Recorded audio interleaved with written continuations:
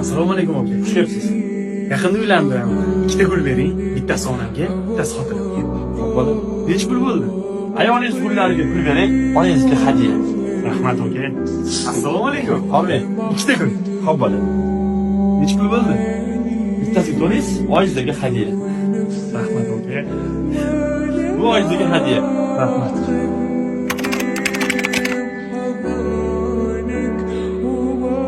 Aka ikkita gul. Bittasi har doimgidek onangizgami?